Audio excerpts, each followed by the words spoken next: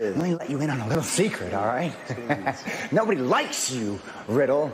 Nobody likes you. Nobody can stand the way you talk. They can't stand looking at your stupid face. And so when I finish the job I started at MSG a few weeks back, it's not just gonna be for me, man. No. It's gonna be for everybody, bro. I'm gonna stomp Riddle's head into that mat one more time and show him, once and for all, who the man around here really is. Well, Seth, I'm going to prove to you that there's only one man in your marriage. And that's Becky, bro. You talk about my family, man. Talk about your family. Oh, wait, you ain't got one because your wife divorced you and took your kids and they don't want to see your bitch ass anymore, huh? Following podcast contains mature content. The views and opinions expressed by the host are not those of the host. Listener discretion is advised. Ladies and gentlemen, welcome to the number one wrestling podcast on Pornhub, the Smackin podcast, where a money shot is both the end of a match and the end of a scene. I am your host, the patron saint of podcasting, the Warden, Matt Ritter, and I am here with my co-host this evening. She's the shaman of She-Elite, supposedly the hardest working woman in showbiz, from what I hear, host of the Inside the Mind of podcast, the She-Elite Showcase, and the possibly now defunct In the Crowd, Miss Katie Kinsey, baby. Welcome back. Yeah, I know. I was put on the shelf for a few weeks, but I'm back. First night back, you're already back up one. You were down 2 in the race for Pornhub Pop. You are now back up 1. Vince has got a lead by 1 over you right now. He's not taking it from me.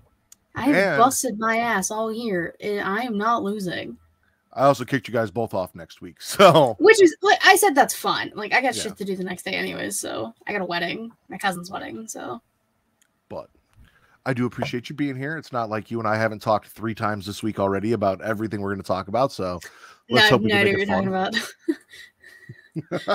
I've never seen this man a day in my life. I have no idea who he is. I'm sorry. You're in for a rude awakening.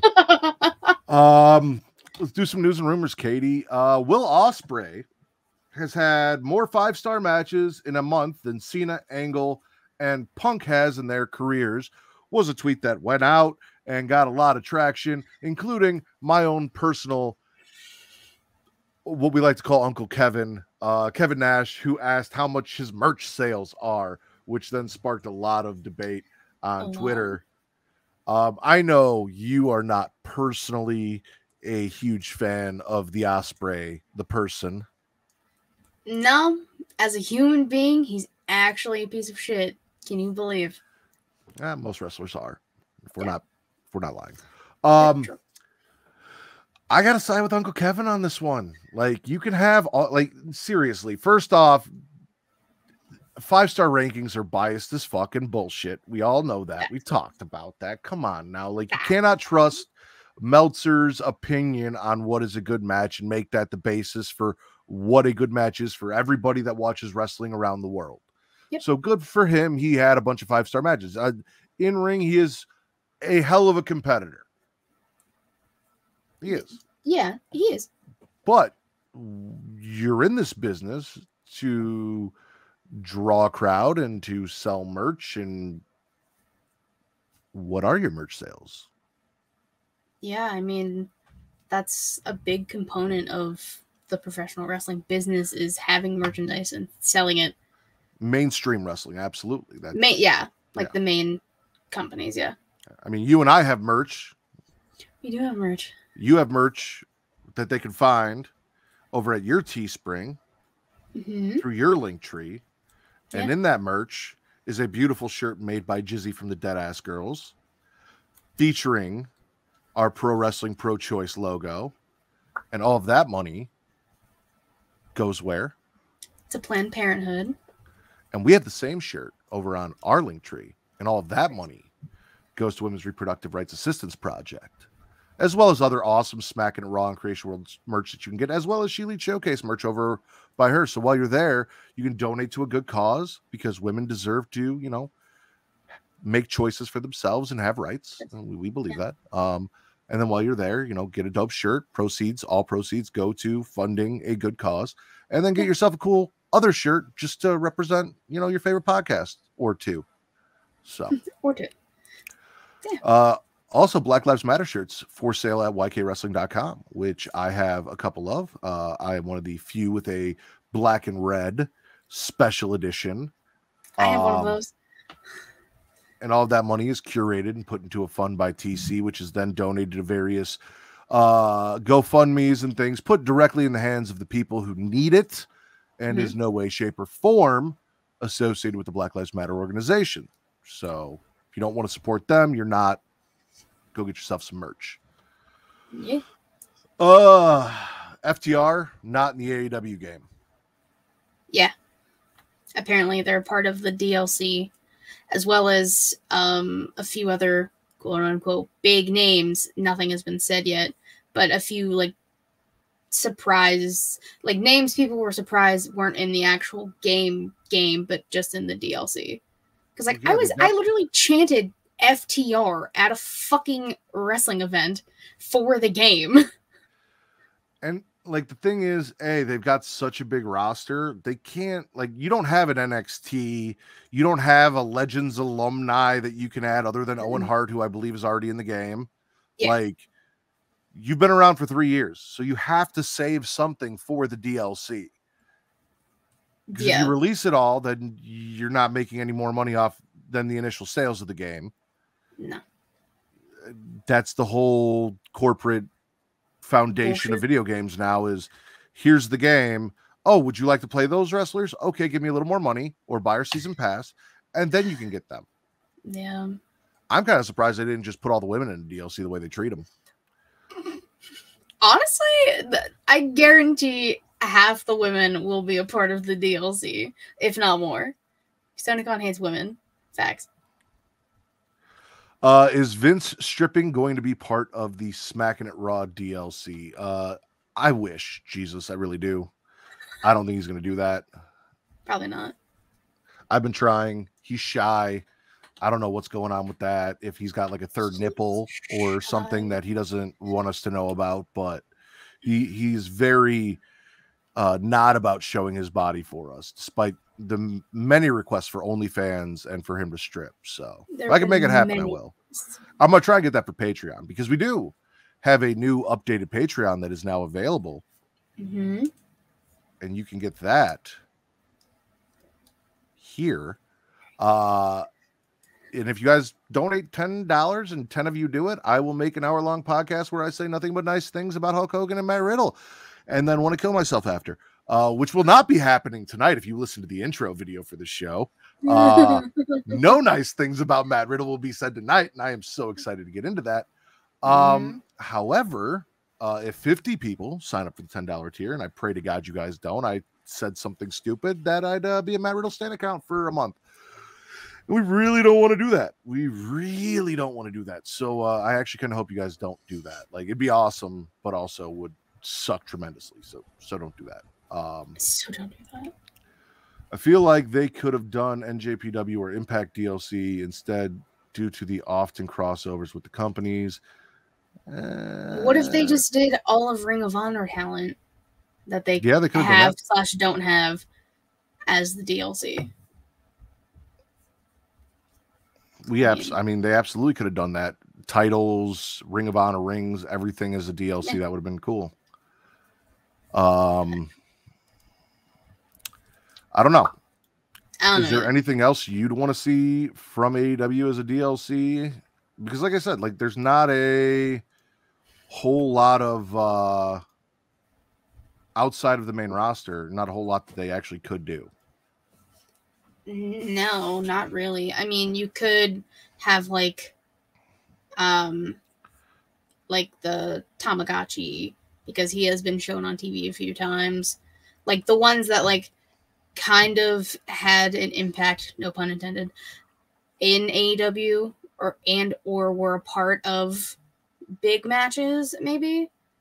Like, if, say, Serena Deeb wasn't signed to the company, but she had all of those banger matches in the beginning with like the NWA women's title.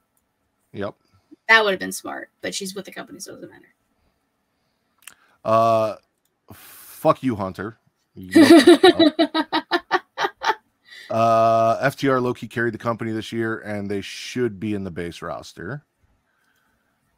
How long is this game taking? It better be fire. I'm not loving what I've seen from the game, honestly. It unless they're going for that throwback feel. I think they are. I feel like I've seen that being talked about, but I very much could be wrong, so don't trust anything I say. Oh, they'd be lucky. Tony would never give 5 ounces of his Coke to anyone. Never. Not at all. Shout out to JJ, who's joined us as well. I agree with Jesus. It looks like 2K Battlegrounds meets No Mercy, kind of. So, yeah, whatever. Kind of. Santana Garrett gets a job as a coach at the PC. Yeah. Good for her. That's it. That's all I get out of you. Yeah, good for her. She's a superhero. Wow, she's a superhero. Well, so Santana Garrett was in the Mae Young Classic. She might have been in both. I can't remember. Kind of had a few matches here and there on NXT. Was very talented and has a long tenure, I believe. I don't know how long it is. Maybe around the same as like Serena Deeb's. They might be similar. So having a very talented and seasoned veteran women's wrestler as a coach, smart. That's what Serena Deeb was. She was a coach down at the PC for a while. So like, do it. Utilize these women that you have. Like, please. They say those who can't do teach, and I was not a huge fan of Santana Garrett when she was down in NXT. I don't know if it was that they didn't properly showcase her or what, but hopefully, I mean, she does have talent. I'm sure she has a lot to offer to the trainees and all of that. So I don't know if it was just not the right mix of her in WWE or what it was or the presentation, but I was not feeling it. So, well, yeah, we'll see how it goes. She has a lot of time. She knows a lot of shit. She's going to be an asset regardless. And I'm glad that she's found something to do that isn't with that marred company that had Tessa and then got rid of Tessa. And I haven't heard anything about for a while. Yeah. I haven't either, actually, now that I think about it. And while you're here, might as well talk about how Lady Frost was denied her release and then they threatened to sideline her for 2 years for no pay. Yeah. Actual pieces of shit. Over an Impact. Like, you can't. Yeah, in her contract, it said somewhere that if she's not being utilized, she's not going to be paid. Which, wow. But the fact that she wants to leave, they said, no, we'll put you on the shelf for 2 years if you want, but you're not going to get a single fucking dime. No, that's terrible. And I'm very glad she's still staying true to her word and not backing down from this. She said, I don't give a fuck. I'm not backing down. Point blank period. Oh, yeah. And it's not like Impact really has the money to afford to pay someone and not use them anyway because fucking Impact. Don't kill me, JJ. Velveteen Dream arrested twice, apparently. Nice. So we all heard that he was arrested for drug paraphernalia, but apparently a couple weeks before that, he was arrested for aggravated battery and I believe breaking and entering and was bailed out by Ashanti the Adonis. And then while out on bail, got arrested with drug paraphernalia and is now back in jail with no bail. I think the weirdest part about all this is Ashanti the Adonis being the one posting his bail. I mean, you never know who's friends. Like we always talk about that. Everyone's like, "Oh, it's competitive. WWE hates AEW," but like everyone hangs out, everyone's friends, everyone kicks it. Well, I'm not even saying that. I just feel like I don't know. I feel like that was just like such a random name to pop up in this when I just wasn't expecting. So I don't know. Patrick Clark, what are you doing? Hey, boy. Fucking up and apparently not going to WWE like everyone thought because of the Instagrams. Well, if they've let worse people back, so that is true. I don't know if Will Gray's coming or not. He said he just saw this and he's awake. I asked him if he wanted to join. I sent him a link. He didn't answer, so maybe. Braun Strowman is apparently re-signed to WWE, much to our, as you can tell by our faces, extreme disappointment, because I don't give a fuck about Braun Strowman. I really don't. The fact that he more than likely will be showing up on Monday Night Raw on Monday just makes me upset, you know? I didn't care about Braun Strowman when he was in WWE in the first place. You put a mic in his hand, he can't talk. He can barely wrestle. He should still be controlling his narrative, but no, he wants to come back to the WWE. And guys like Braun Strowman, I mean, I guess they're kind of doing it with Omos because we haven't fucking seen them. But guys like that, guys of that size, their value is that they are an attraction. They should only come around every now and then for a big match, a big thing. They can't be on TV every week because they can't win every week. And if they lose every week, then they're not an imposing force anymore. Yeah. It's like, as much as I hate him, Bill shows up for a match and then leaves. If I'm lucky, that's all.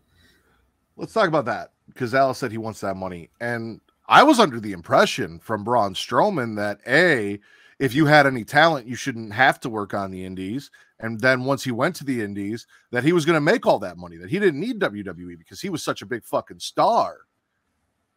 He was going to control his own narrative and start a company and get a TV show. How's all that going, Braun? I mean, ask EC3. He's the only one left. The only thing I can possibly link to him getting is Raquel Gonzalez, the tag team title, which we talked about last night. Oh, we did. I feel like that had to be a stipulation in his contract signing. That's why that went down the way it is. Still mad about it. Last but not least, to my extreme enjoyment, ladies and gentlemen, Halloween Havoc will be a premium live event this year. I've been championing this for years, saying they need to make it a PLE. War Games is a PLE. Let's do it. I understand the need for TV specials and ratings and all of that stuff, but make it a PLE because it is one of my favorite pay-per-views of the year. And you and I, last night, fantasy booked the host after going through many names of Halloween Havoc. And who is that, Katie? Who should that be? Chucky.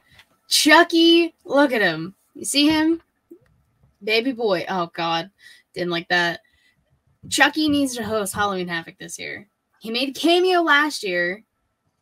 He has to. He's canon in WWE.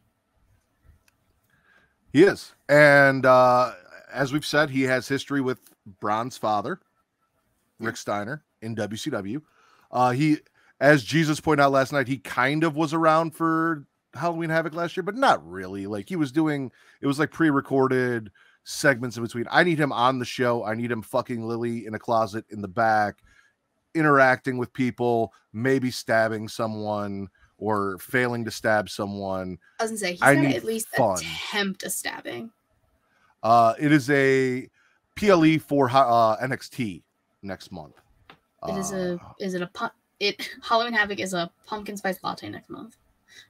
Whoa. Hey now. That's what that says. Yeah, I know what it says. I was answering Hunter's question and I didn't realize that he put PSL. For my brain, I thought he just misspelled it. Do not insult the good name of Halloween Havoc, sir. Yeah, pumpkin not spice. Be having that. Not a fan. Okay, you can get the fuck out of here. Like, you can just go, Hunter. See, Allison agrees with us. Riddle over Ritter, and now Hogan Flair rematch. Yeah, I'm good. Let's get into the show, Katie. Spit or swallow. Where you want to start? I'm gonna start with the spit. Okay. Raquel and Aaliyah winning the tag team titles on Monday Night Raw. What was the reason? Besides Braun's contract. What the fuck was the reason? You have the baby faces come out, Bliss, Asuka, and Bianca, chase Bailey, distract Dakota and Io. Like, your baby faces, you shouldn't be doing that, whatever. Dakota was pinned. She was not the legal woman in the match. So, that's some fuckery there. You have been, ever since they returned to SummerSlam, you have been building Damage Control as this, I keep calling it the female Shield. Like, that's what they started out as. They were just wrecking they're wrecking all the women. That's how we got this tag match at Clash tomorrow. Technically today, tomorrow.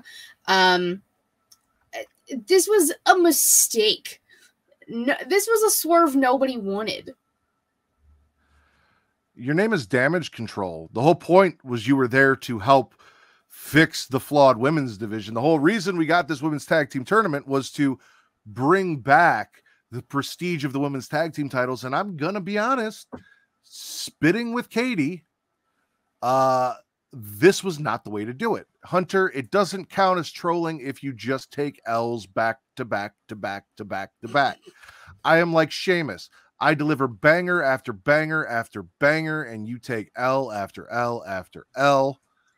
I'm right here. I am right here. Katie's right here, and Vince is out sick. Wow, disrespect on show. That's on JJ. You got to talk to her. I know. I'm also going to start with a spit. I'm going to spit the Sexecutioners, Edge, and the Mysterio segment. Okay. The Sexecutioners defeating what I'm going to call Adolf, AJ Styles, and Dolph Ziggler.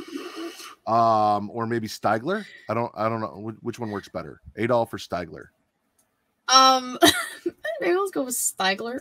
Steigler? Okay, we'll go with Steigler. Never beat me. It just felt off. Dom giving Rhea the kendo stick back and simping, and I mean, Sub Mysterio, it is who he is. Yeah. And then Beth wasn't there. Beth. She was not Priest and Finn dragging Rhea away, Finn whining about documentaries that he doesn't get, and then Ray choosing Edge over his own son, which hopefully, I'm sick of coming on this show and saying, hopefully Sub Mysterio is going to turn on his father. Hopefully this is where it happened. It just keeps going and going, and he never does. It's at this point, it's never going to happen.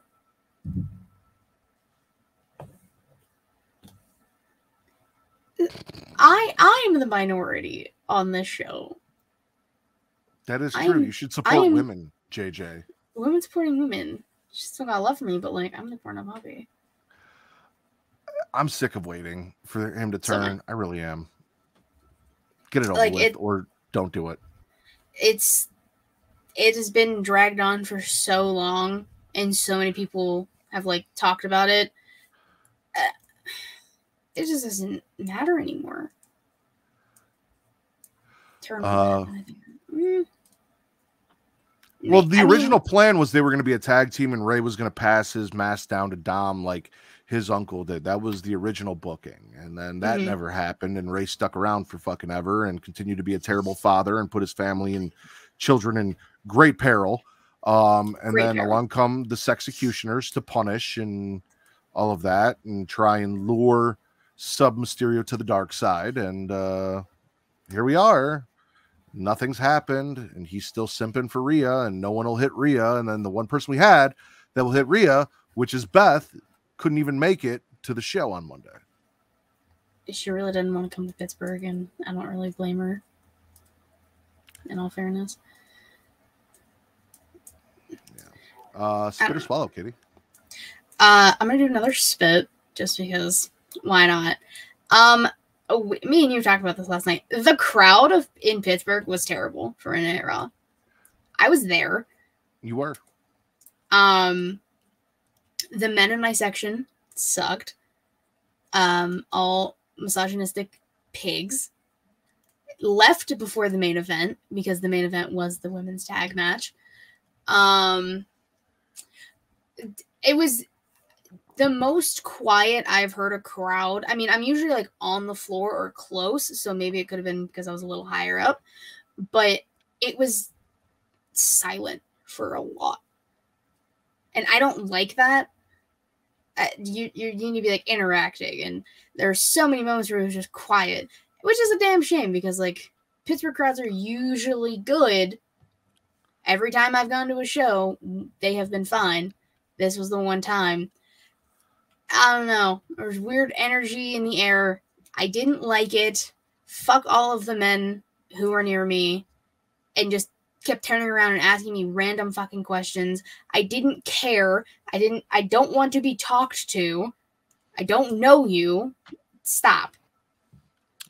Not every crowd can be Chicago all the time. I'm going to swallow Miz refusing to kiss and tell after his night with Dexter Lumis. The pure fear in his eyes, the fact that he was so PTSD distraught from wherever Dexter took him that he couldn't even talk to the police, let alone interviewers, and it just got him so upset every time they brought it up that he was losing his shit, that he started seeing Dexter throughout the night, distracting him, and no one else except for us, the fans at home, saw Dexter standing in the backstage. They were walking, the giant spotlight that they put on Dexter during the match. And then my favorite piece of it, Dexter being in the backseat of his car as he got in all angrily to leave, which means he got some more backseat loving from Dexter after Monday night. That's something you want from Dexter. It's Loomis in Mrs. SUV. That is possibly the next episode of SVU. It's true, though. I feel like that's the beginning of an SVU episode, if I've ever seen one. Like, it was so... Like, I almost missed, like, Dexter being, like, backstage as the, like, security guard. I, like, almost missed it, because, like, I was watching the screen, and they did it, and I was just like, oh, Dexter? And then it was so fast that they changed it back. That was incredible. Dexter was like across from me. I could literally see him with my eyes. You put a whole ass spotlight on this man. How did nobody see him? Nobody. If I was in your seat and Dexter was across from me, I probably would have started masturbating vigorously right there in the middle of the arena. You know, I wasn't going to do that. I mean, I'm not saying you should have. I'm just saying I would have. You would have ran to the other side. I would have been Dexter for Dexter. Like, yeah. They would have had come to up from behind him, you. put him in a chokehold, dragged him out, got arrested. Had to send you like and Vince a note saying, "Hey guys, sorry, can't be at the next show." I mean, basically. I don't know. So the chat's talking about Pete Dunne. I don't know if he got his name back. I have not seen that picture. JJ said she did. I do know he got his gear back tonight, which we'll talk about, I'm sure. And was basically everything Pete Dunne, except they kept calling him Butch. And they even said, this resembles the old, and they kind of paused and said Butch, because there was no old Butch. Old Butch is motherfucking Pete Dunne. Old Butch. Spit or swallow, Katie? I finally have a swallow. Kurt Angle being back home in Pittsburgh. What a joy! What a guy! It was just I never got the opportunity to chant "You suck" at Kurt Angle in a loving way. So the fact that I got to do that in Pittsburgh was so much fun. He was just having a ball, like hanging out with the Street Profits. The shush off with Chad Gable, the milk at the end. I was just so happy to see Kurt Angle.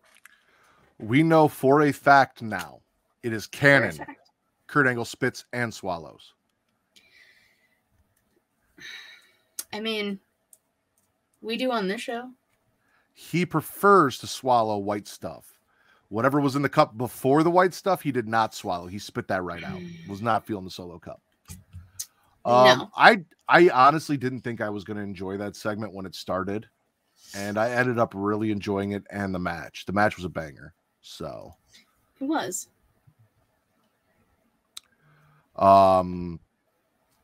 Hey, Allison, can you do me a favor? Can you text Will and tell him to check his DMs? I would appreciate it.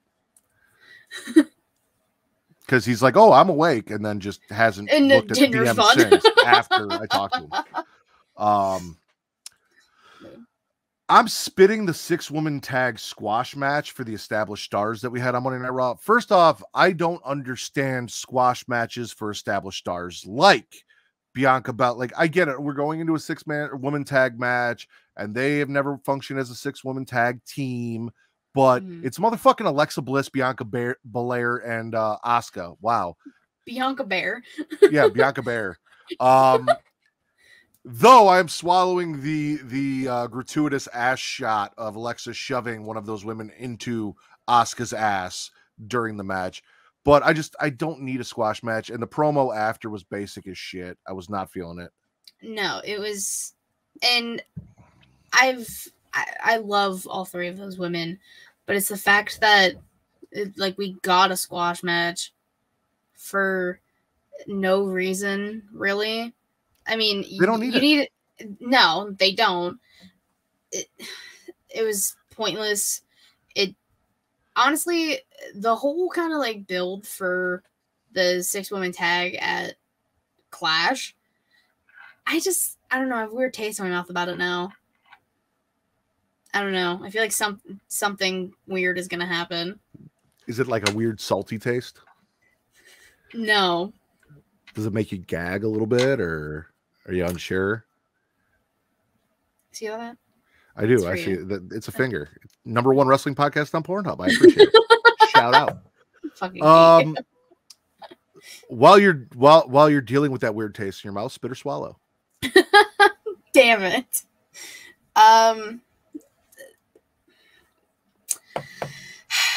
I have a swallow. It is Kevin and Sammy and fuck you, Hunter. It was the Kevin, the Sammy, the Usos. That whole thing was beautiful. The gaslighting of Sami Zayn, Kevin being like, you're literally being played. You need to get out of there. Come join me. Come on. The handshake with Jimmy Uso, I see it. Then Kevin being like, okay, well, with Jay, and then pause. We're working on it. It's the little things plus the match itself. KO and Jay, hell of a match. I mean, yeah, that was probably the best match on Raw. So you remember how we used to do this show, and I used to run down everything in my own special way? Uh-oh. Would you like to know how I took notes for this? Oh, honestly, it's been so long since I've heard you do a show like this. Please. I'm going to swallow KO in the bloodline. Sammy sticks up for the tribal chief. KO appeals to Sammy, but he's still tribal dick drunk. KO isn't having any of the threats or letting the fact that Jay and Paul screwed him slide. And then we get an awesome match between KO and Jay. Sammy can't pull the trigger with the chair, and KO gets the win. But yes, no, definitely tribal dick drunk. And ladies and gentlemen, look who we have here from Botch Spots and Chair Shots, joining us live for the Smackin' Raw podcast, the one and only Mr. Will Gray. How are you, sir? I'm good. How are you? Oh, I was just hanging out, watching some wrestling, and then I saw a message that said, check your DMs, and I was like, I guess I'm going on Smackin' It Raw. I mean, you could have taken your time and got all set up. You didn't have to hop on right away, but I do appreciate it. I'm glad you're here. I was looking forward to seeing you tonight. So, hi, friends. Hi, Will. So, what are we talking about? Well, we just got done. We're pretty much just running down Raw. We're almost. I mean, I'm almost done with my spits and swallows. We were just talking about KO and the Bloodline on Raw, and Sammy and that whole fun segment. I 1000% swallow anything Sami Zayn is doing right now in any capacity. I think this might be his best run since NXT Black and Gold. And I think he's helping elevate the Uso storyline, which was kind of, I don't want to say growing stagnant, but they needed something to help kind of push them. So I think Sammy's kind of helping give them that little extra oomph to keep it going for a little while. Sorry if I repeat anything you guys said, but yeah, No, totally you're swallow anything Sami Zayn's doing right now for sure. Mhm. And you walked in at the best spot because it's on me, so I'm gonna go. And this is my biggest swallow of the week. If you were here for the intro and you heard the special intro, and if not, everyone needs to go back and rewatch this episode just to hear the very special intro for the show. I am swallowing Seth motherfucking Rollins spitting facts about Riddle. After the interview, shit got real. I have said it probably, this is the third or fourth time this week. It felt like Colby Lopez was unloading on Matt Riddle in real life. You got the whole, Riddle, are you still there? Yeah. You want to talk? You want to talk about families? Let's talk about your family. Oh, we can't because your wife divorced you and took the kids, and they don't want to see your bitch ass no more. And Riddle got pissed, and I've been riding high on this wave all week. If you cannot tell from my Twitter, from the thumbnail, from everything, it is my favorite thing that has happened. And all I want to do is, it is not unjust. Fuck Matt Riddle. First off, we saw everything that came out about Matt Riddle that I didn't even address because we don't kink shame here on the Smackin' Raw podcast. However, outside of his sexual proclivities, the fact that it seemed like he was kind of, sort of, maybe being a little manipulative through those text messages from his ex-girlfriend. Like, threesomes with Damian Priest, fine. Wanting to share a dick with your girlfriend and watch other guys fuck your girlfriend and have her send videos while you're out on the road, fine. Like, you do you. That is your sexual preference, and I am cool with that. You be bi, you be straight, you be gay, you be whatever the fuck you want, Matt Riddle, but do not manipulate someone emotionally into doing the sick shit that you're into if they don't agree with it, because you are a scumbag, and I've been right about you all along. And I hope Seth always right. crushes you at Clash at the Castle. Yeah, basically.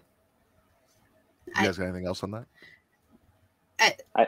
Go ahead, Katie. No. Sorry. No, you're fine. It was one of the best parts of Monday Night Raw. Like, at first, like, them brawling in the parking lot, like, and not having, like, WWE camera crews around and making it seem legit, which I saw that while I was in the parking lot of, like, getting out of my car. I was just like, what the fuck is this? It's the fact that Riddle, like, just shittily kicks his flip-flops off with the fucking Patrick Star shorts looking like a dumbass. It was that, and then the promo. I told Matt on Monday after we did Get Show that they brawled after the show, too. Not canon. Nobody cares. I know. I know. But I'm just saying, like, before the show, verbal altercation during the show, brawl after the show. Like, consistent. And shout out to Triple H, because the way they did that, where we talked about it, like, they had what looked like a fan, probably a WWE employee, filming from their phone and releasing the video of them brawling. There was no camera crew. Tried to make it seem as not set up in real life as possible. And then to go into this, where you have the interview and then we cut backstage and then the mics are coming off and then it gets real personal. Like, fucking fantastic. It is what I love about professional wrestling. It got me so hyped.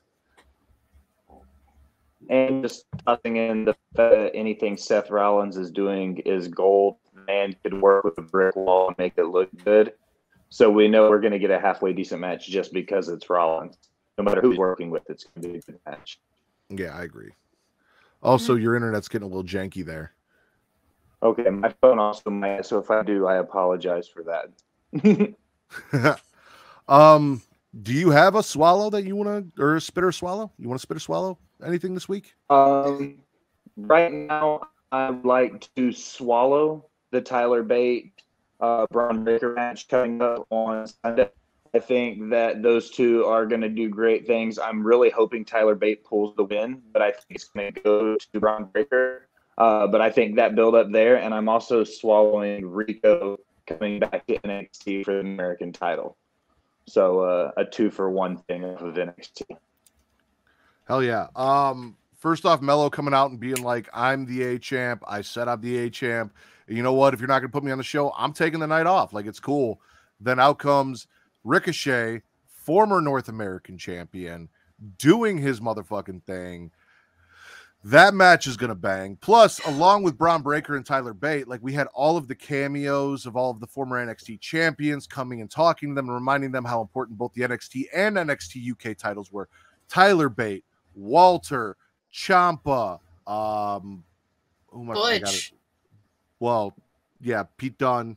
Because I said Tyler Bate instead of Pete Dunne, and that's on me. Finn Balor coming in and just showing up and breaking Sexecutioner kayfabe and having a little chat with Braun Breaker there. All of that was fantastic. And then even talking like women with Shayna and Alba Fire, Mako Satomura, Rhea talking to Blair, who I know you're really excited about being in that match, Katie. No. I can't fucking stand that bitch. I feel like this is a Triple H thing too. We see a lot of this callback, whereas before we weren't getting a lot of the playback or the history from what was happening. And now we've seen it a lot be brought to the forefront since Hunter took back over, where we're getting history from the backgrounds. We're seeing stuff from NXT. They're allowing there to be that story built throughout, which wasn't something we were getting a lot of before. Yeah. Which is weird to me because I feel like with HBK running the show, we would have. But I don't know if it was more of the Vince influence on the show, and now that he's gone, Triple H's, hey, Sean, let's do our thing. Or, I mean, everybody but Billy Gunn from DX, and obviously China, because she's no longer with us, RIP, has been put in kind of a position of power, and DX is basically taken over the WWE. This is the true McMahon Helmsley era of WWE. Hell yeah. DX is finally taken over everything. Just call it what it is. And I really wish that with that we got a lot of Vince loves cock, but I missed that. Katie, spit or swallow? What do I want to do? I'm going to swallow Andre Chase. Man, wrestles in a cardigan. Much respect. Is so fun to watch. I think you can like agree with me on this, Matt. Like, we weren't really like sold on Andre Chase in the beginning because he was like the football coach kind of thing. And he's definitely a goer, not a shower. But now with the Chase U and like Blonde Bo Dallas and Thea, like, it is such a good character and a good thing happening in NXT. Like, the character work for a lot of people recently has been incredible. Andre Chase being one of them. Like, he has truly thrived in this environment, and I'm pretty sure he got the win. And when's the last time you saw Andre Chase win a match? He did get the win. He beat Baby Regal, the heir to the NXT throne. He defeated.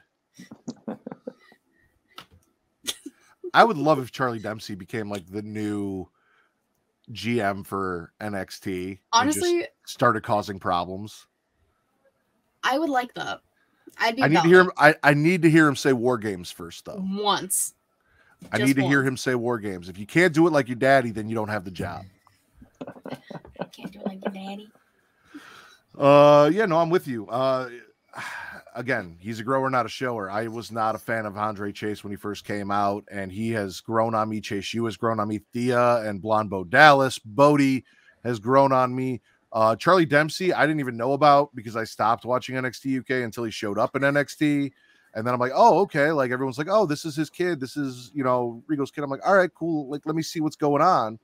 And he's going to be a great wrestler. He's going to be fantastic. And hope nothing but good things for him going forward too. And this is the right person to kind of help him get a feel for who he's going to be in NXT with Andre, because there's a lot of moving parts and it's going to really get his personality out there. So if he has one, this is the way. My last swallow, from Raw, real quick. I just love that we got to relive the Edge and Kurt pictures. Ah, I loved that so much. Especially the way. No, go ahead. Yeah, go ahead. No, go. No, you go. Tag your it. Because Edge was like, oh no, I didn't do it this time. Don't worry. And then he just goes back to Ray, and he's like, God damn it! He should have known. Kurt, come on. And it started out so nice at first, and then it just slowly evolved. And it was a fun segment. It was a nice throwback. It made me smile. I don't know if I was just still happy off of the Matt Riddle thing, but it got me. Will, spit or swallow? I'm gonna go with a spit, and I know I have something that probably neither of you watched this week. I had the blessings to be able to go to the NWA tapings and see some live NWA. Matt, I know you're a huge fan. Who's their world champion? Do you know?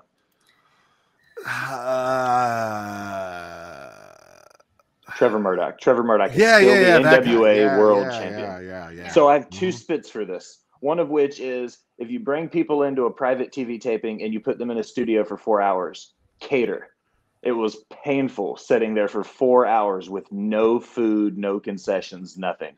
The follow-up is also everything they're doing with Matt Cardona since he came back from injury seems like they're just lumping him together in this nonsensical comedy shtick, but somehow want him to be viable as an option for the 10 pounds of gold. I just don't see them going together. It wasn't just painful watching a show where Trevor Murdoch was champion. I'm a Trevor Murdoch guy, Matt. I know it's like my version of fan fiction, right? Like I still think the NWA is real wrestling. Well, see, now, even though he's from my city, Billy Corgan lost some points with me when he decided that apparently there are not enough women existing in the world, not signed to major companies, to run a second all-women's pay-per-view, which is some bullshit. So he's kind of on my shit list right now. He did say in Nashville at the tapings, though, that he is open for business again as far as cross-promotion work to make that become a possibility, though. So he's not necessarily saying it's out of the question, but he's saying he's going to need help from other companies to make it happen. Alice said you guys got candy, so. We did get some candy, but it was like Laffy Taffy, and it was only the banana Laffy Taffy, and nobody likes that. Like, come on, you're the NWA. Like, I guarantee that was left over from Billy Corgan's kid's Halloween last year, and he just handed it out to you. That's the only candy his kid didn't eat, and he's like, "Here you guys go." So yeah, Billy Corgan, get some food other than stale banana Laffy Taffy. I will say I was impressed when I watched the all women's show with Camille, and shout out to Camille. She is a very impressive in-ring competitor and dominating presence, like a very impressive presence as a women's champion. So while they did terrible booking for their men's champion, fantastic booking for their women. So she did work while we were there, and she did a fantastic job. So that's a good swallow from the NWA show. Is their women's division is on fire right now too. All right, Katie, spit or swallow? Did you get that taste out of your mouth yet? Hate you. I'm going to spit Grayson Waller. I don't understand what people see in him. Yeah, he's talented in the ring, whatever, but just an Australian douchebag, that's what he is. And, I mean, the match with Apollo was great because Apollo. But the poke in the eye multiple times in the match, I don't know. I hate Grayson Waller and his existence. I agree. I'm not a Grayson Waller fan. I'm not even really a fan of his in-ring work. He doesn't do it for me. The knockoff Miz thing is kind of cheesy because the Miz is actually, as a character, absolutely fantastic and a good worker in ring. I mean, they trust him with all of the celebrities to make the celebrities look good, and he does a great job. So, like, it's not really an insult to call you a knockoff Miz. I get it. He's got a talk show, and you want to have a talk show, but, like, he's not working for me. I didn't even put him in my notes. That's how little I cared about him. Though, I do love me some Apollo Crews. I'm going to swallow Caden and Katana defeating Diamond Mine with a little help from Toxic Attraction. And then We get the challenge from Cross and Dewdrop for the tag team titles at World Collide, because apparently they didn't save any NXT UK women's tag teams to challenge for the titles. So they're like, hey, we fired a bunch of people, but we do have these people from over there, and they're not doing shit at Clash at the Castle, so let's put them on the show. And Dewdrop and Nikki going down. Hopefully Nikki drops that fucking supervillain, I guess now at this point, gimmick, and they do some cool shit with them. I don't mind them going back down to NXT and getting some reps, so that should be fun. Oh yeah, I mean, and I told you last night, Nikki's will be like the only woman to challenge for every available woman's title right now, which is like insane. Of all people, Nikki Cross, and all of those matches, from what I can remember, bangers. So banger after banger after banger after banger after banger. I'm going to disagree with her on that, but we'll get into that. We're not there yet. We'll get into it. Will, spit or swallow? I'm going to go with a swallow, and I'm going to swallow the House of Black trios match that's coming up on All Out with the build there. I'm kind of flying by the seat of my pants here. I don't have any notes with me, so I'm trying to think about what I saw this week being built up for this weekend's worth of pay-per-views, honestly. Okay. And I'm pretty hyped for that trios match. I think that's going to be the big hardcore, like high spots. Everybody's going to bleed. It's going to be a big brawl for all kind of thing. I think it might be the best trios match on the pay-per-view, including the trios title. Out of the three, I think it might be the best. So I'm kind of hyped for that match. Well, that makes one of us, because I wanted Malachi versus Miro, and that was it. I honestly didn't need Sting and Darby on the show involved in this match in any way, shape, or form. And if you were going to give it to me, you could have given me the tag team match and a singles match. I did not need the trios match. The money for me was Malachi Miro, and that's where they should have gone. And when they added everyone else, I was like, fuck you guys. Are you not excited to see what Sting can jump off of from really high up? I've seen everything that Sting can jump off. Unless it's Darby's dick, I've seen everything that Sting can jump off of from really high up. Well, I'm telling you, we know that TK's booking is wild, so that's not completely out of the question, Matt. There is still the possibility that we might see some wild shit happen. And then Sting and Gigi Dolan would have something in common, because they both jumped off Darby's dick. Agreed. See, we're linking together. And they say there's no long-term storytelling in wrestling. They're crazy. Yes, Punk Mox 2 is on All Out. Katie, spit or swallow? I'm going to swallow Zoe Stark. Hell of a match. I said it yesterday. Her finish is so cool to me. I like unique, because everyone does a fucking super kick. Everyone does a spear. Like the ones we see all the time, I don't want to see them anymore. I like unique ones. Like when you throw in like a Phoenix splash every once in a while, or like a 450. Not everyone does those. Or like whatever the hell Kate and Katana's like finish is as a tag team. That's unique. That's cool. So Zoe Stark's finish to me is very exciting. And I guess they're going to keep building her to go after the title again, because she just came back. I don't know what they're doing. I mean, Fakita came back. So I don't know what the hell's going on. But Zoe's match and Zoe swallow.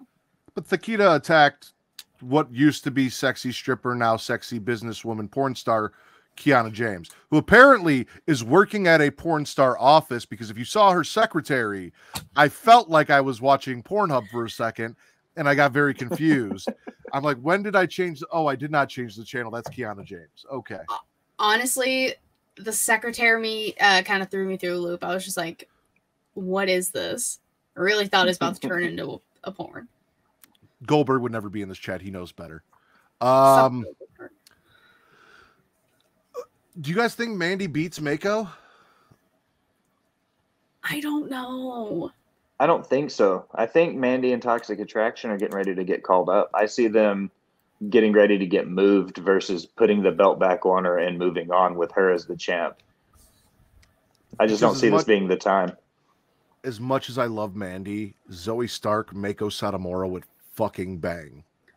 Honestly, yeah. That would be fucking dope.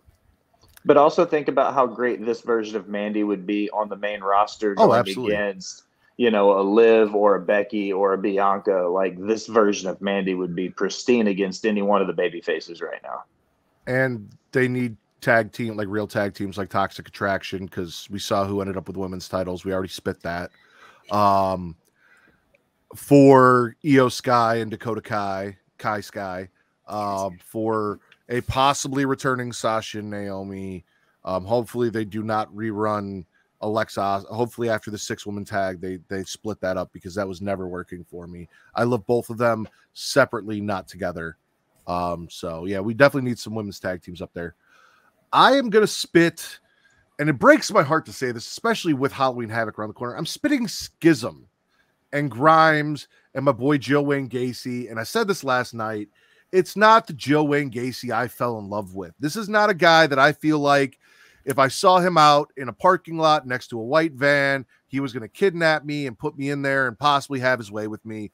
He seems more like the happy, friendly, religious cult leader kind of guy who's going to, you know, indoctrinate you and give you punch and tell you that a comet's coming to destroy the world and you have to kill yourself so that you can go to his planet, or your soul can leave the planet and go to wherever. Yeah, like, and that's not the Joe Wayne Gacy I fell in love with. I loved the creepy one, and this whole story with Cameron Grimes and Cameron being like, I can do this on my own. And then they're like, well, your dad sucks and died. Like, it's just not doing it for me. Like, it really isn't.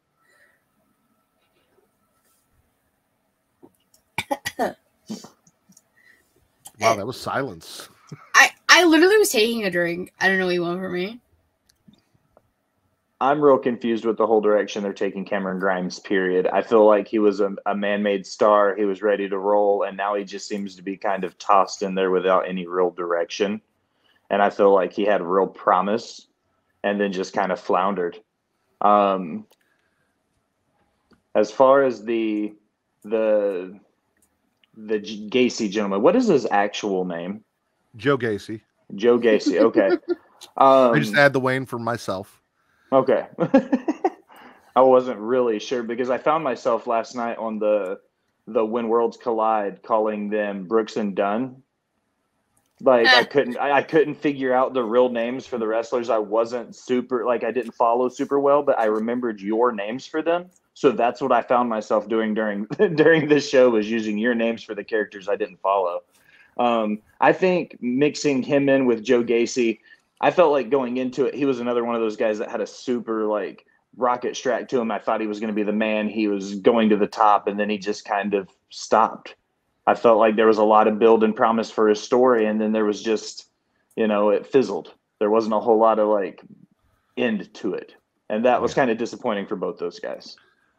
They did a lot of work to build him up, and then they shit the bed. Agreed. Yeah. Will, spit or swallow? I'm going to go with a swallow. I'm going to switch over to WWE this time.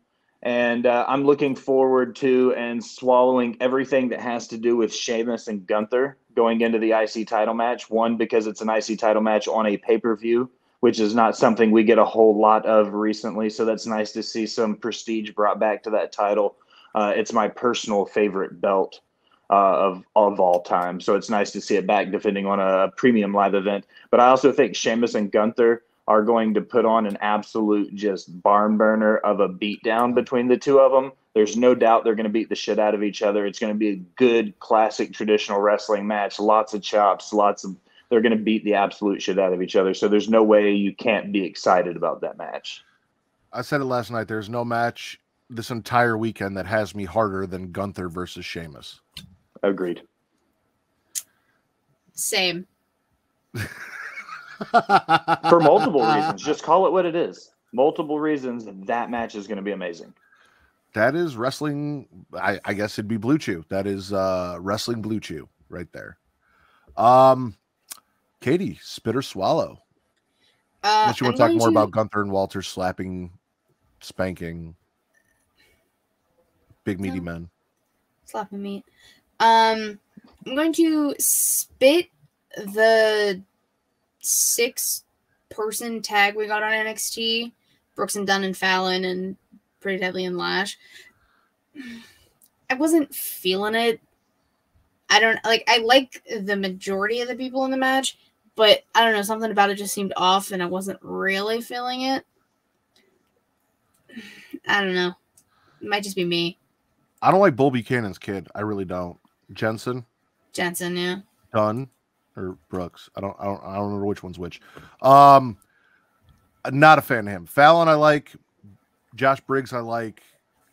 B Squared's child is not doing it for me. In ring or in person. Like the whole he's a virgin thing was fun, and then they dropped that, and then I just completely lost interest in him. Like, let's go back to talking about how he can't get laid, and I might enjoy him some more. Let's try and get this man some pussy and entertain me. Because that was fun. It was a fun little journey we were going on, and then they went to the UK, won the UK tag titles for little to no reason. Well, now NXT UK is gone. It's all Matt's fault. He was the one viewer in North America, and after he stopped watching, NXT UK went to shit. That is not what I said. What I said was I feel like there was a point at which if the viewership dropped below that they would stop doing it. And I felt like I was the one person that made it drop below the line.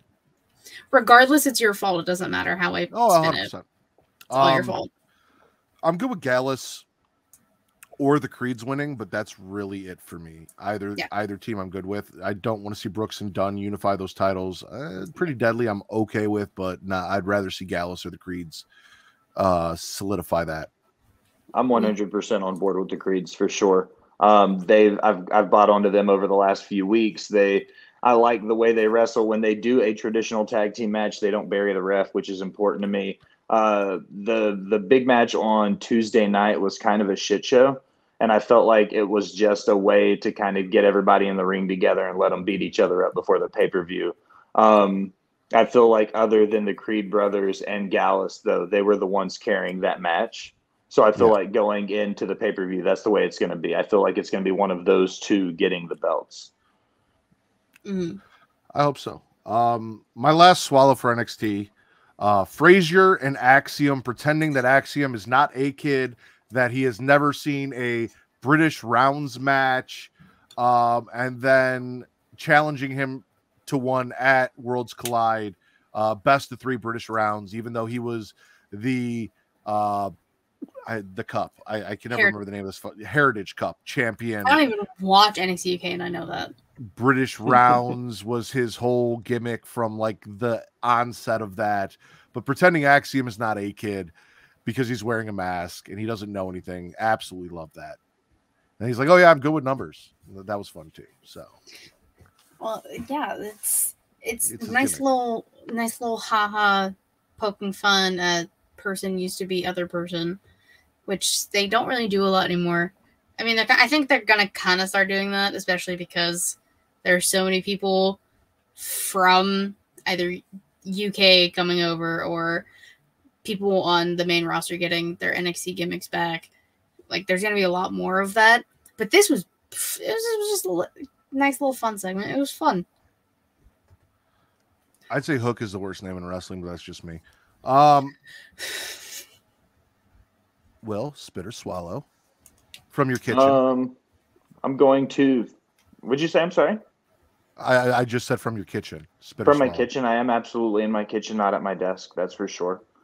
It's your second home. It's like your second office. It is, absolutely. Because you are a chef by trade and a mark by choice. That's what they say, or what I say. I'm not sure if anybody else does. What I say. I've said it. Okay, so there's at least 3 of us that have repeated those words. I'm going to swallow the better representation of developmental talent on WWE TV across the board. And I feel like that's something we've seen more live the last few weeks than we had been. In a lot of these segments, we were getting a lot of repeat rematches and stuff like that. It's nice to see WWE bringing in developmental talent so we can see, even if it is just seeing the stars beat up on no-name indie talent, it's better than rewatching the same matches week over week over week. So I'm good to see them bringing in a little bit of developmental to kind of change it up a little bit. Okay. I actually spit that earlier just because I didn't like the choice of who they used. I don't think Bianca, as I said, Bianca Belair instead of Belair, Alexa Bliss and Asuka need to be in enhancement matches. There's other absolutely talent. Not. Yeah. Yeah. That so was I a spit weird the call. choice. Yeah. Agreed. I think that was kind of a shitty choice, but I think using it right, it could be a cool addition to the live show. But that was a questionable booking call to put those 3 stars against nobody. You know, Eric and Ivar tearing through an independent tag team makes sense because it makes the Viking Raiders look bigger and stronger. Nobody realistically cared about those 3 beating the shit out of nobody. Yeah. You know? So I agree with you on that, but I still swallow developmental talent being back on TV. Okay. Katie, spit or swallow? It is my last swallow from NXT. Quincy Elliott. I can't wait to see them in the ring. Because I don't want to level up. I don't care about that. But everything they are doing with, first of all, they're wearing a Bratz shirt on NXT, and that hit me in the childhood because I used to love Bratz dolls. So the fact that they are a better version of Velveteen Dream. Like, let's be real. Velveteen Dream was pushing it, but not in a good way a lot of the time. Like putting like Vince on your tights for reasons. I don't know. A lot of questionable decisions by Patrick Clark. We talked about that earlier. But Quincy Elliott being like that is something you don't see really in wrestling anymore. And I'm all about it. No, I'm with you. I've enjoyed everything I've seen from them. It's really cool and very interested when they are going to end up on our TV doing their thing. So we'll see how it goes. I'm assuming soon. Yeah, I don't know why they'd be doing that if it wasn't going to be probably after Worlds Collide. I was gonna say after Worlds Collide, yeah.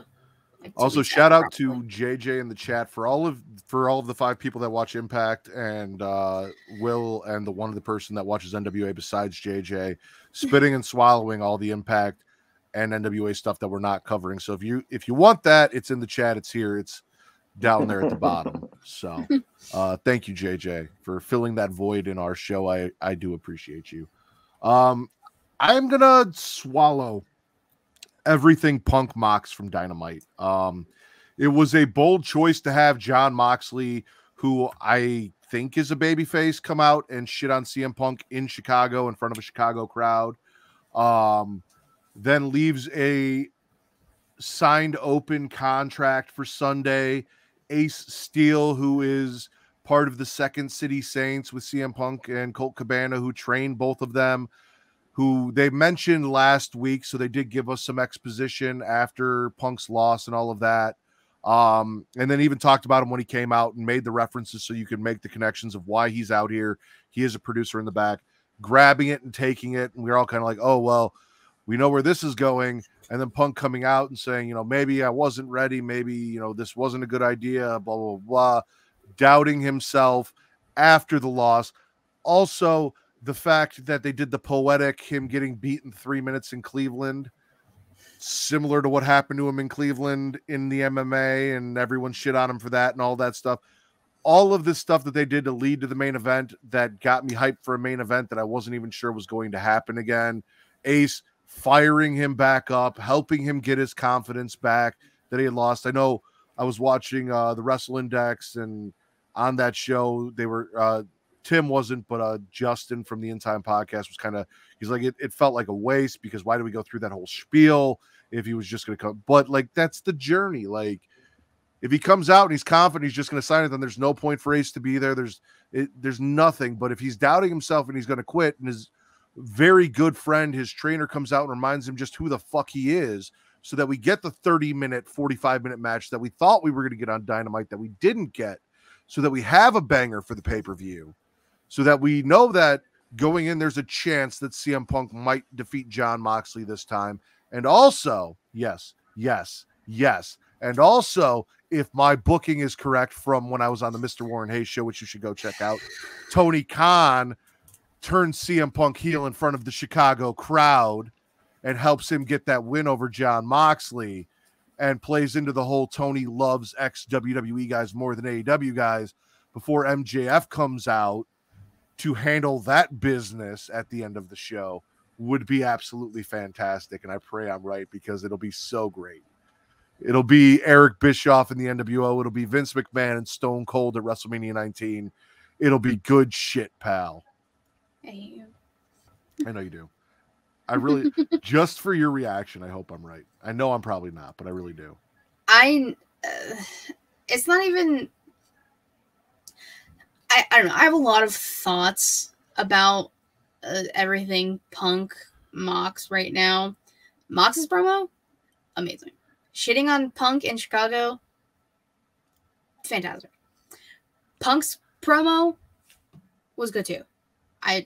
It made sense. The Ace Steel coming out, who they mentioned it, I was like, I don't know who the fuck this man is besides being Punk's friend. And then obviously Twitter tells me everything I need to know. So that was cool. And like the best part, okay, let's be real. The best part about Punk like getting fired up after was the man in the crowd Simbaing his baby, like fetus. The baby was less than a year old, just to Punk like he was a legit god. Well, he said, "I'm a god in Chicago," whatever. But that's the best part about the whole thing that came out of that. I still just have I don't know. I still am weird about everything that happened in Cleveland. It's like it makes sense that you put it on TV because Warren talked about all of that, like the money draw, whatever. Papa rating. Yeah. But you didn't have it as your main. You had in the middle of your show for no reason, just literally you decided, well, okay, here. And now we're getting it as the main event, which I hope we do get like 30, 40 minutes out of it. But I still like thinking about it logistically, it makes sense. Everything happened in Cleveland. I just still kind of think it wasn't really needed.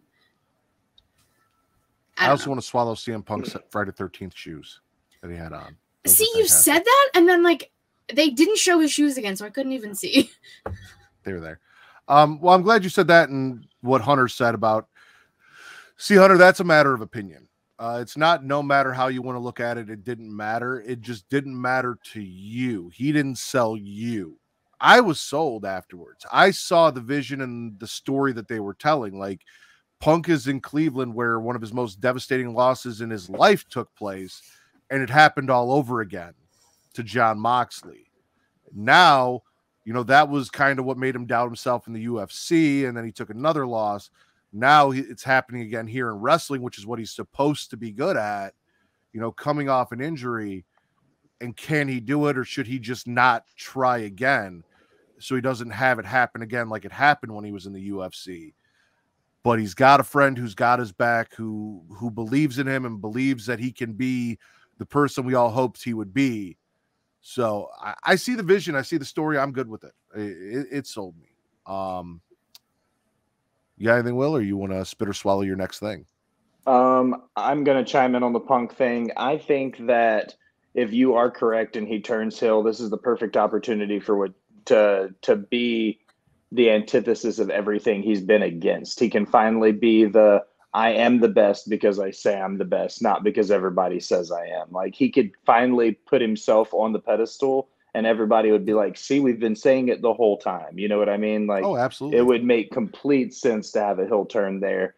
I think, and agreeing with you that if MJF comes out as the Stone Cold Steve Austin style anti-establishment babyface, the anti-Tony Khan, anti-CM Punk, that'll be the perfect way to get him back into a title picture quick.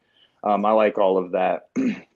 I am, however, going to spit I think putting the title match on free TV for ratings, and then allowing the build to the contract. I think we could have done more with that time than throwing a free match on and then making Punk look weak with a loss and then using a build in 7 days to build the match back up. I'm hyped for the match. I think it's going to be a banger. I just think they could have built to All Out without the title turn. We could have built to the unification match at All Out and got just the one match without the necessity of that free TV squash match. So that's my one beef with the Punk match stuff is I'm going to swallow half of it and spit the other half. That's fair. And the way I look at it is it all depends on how it plays out. Like to me, whether it's a unification match or it's a match for a unified title, the result is going to be the same. So I don't necessarily think it matters or makes it any more like it doesn't affect the match that would like the actual in-ring product we are going to get at the pay-per-view. And it doesn't make it feel any more or less to me because in the end, the person is still going to be the unified champion. So it all depends on how the match plays out and what we get after the match as to whether this was a huge flop or a genius chess move by AEW. I will say everyone needs a friend like Ace Steel, though. Everyone needs a friend like Ace Steel. You got a spit or swallow there, buddy? I'm going to go ahead and swallow the Drew McIntyre Roman Reigns match as well for tomorrow. I don't think Roman's going to drop the belt, but I think no matter what, we're going to get a fantastic match in the main event. I think those two are going to put something fantastic together going into it. The build for the story gives you just enough hope that you think there's a chance Drew's going to win at home, but with WWE's track record, we don't see a lot of home field advantage being much of a thing.